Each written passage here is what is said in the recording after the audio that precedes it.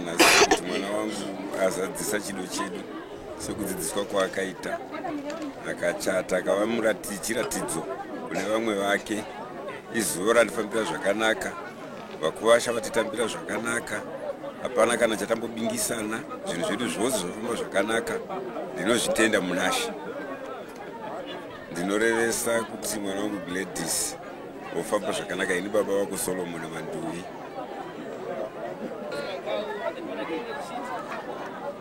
Nhasi ndanzwa mufaro mukuru zvazvine zvaitika pano nekuchata kwemwana wangu.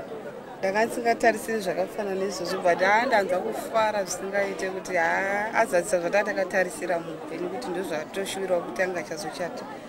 Ndinofara kuti aendewo kumurume wake zvakanaka, mwana wangu Gladys. Ndino amai vake Jane Kusakara. Tinotenda zvikuru nezvaitika pano. Zvese zvaitika mune urongwa hwakanaka, kwasha zvese zvakarongeka. Saka tinozvikudza munaShe agozvichengetedzwa naShe kumurume wake. Tatenda. Takaipa.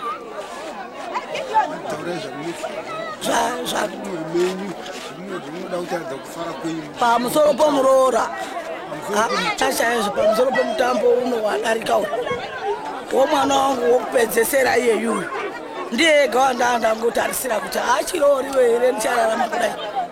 Hino ndafara. Ndawanawo muroora ndichimupenyu.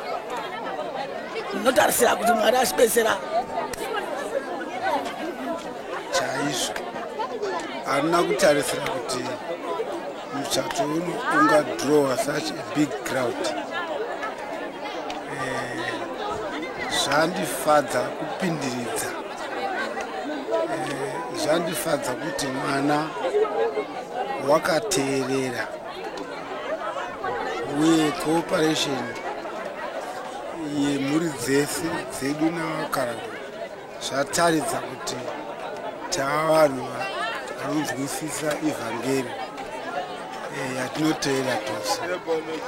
Saka ndinoti dai Mwari akomborera mhuri itange nokusumuka zvakanaka, vakomborerwe pana zvose, mumba mavo, mibato yemaoko, munda mavo, kudanga mavo.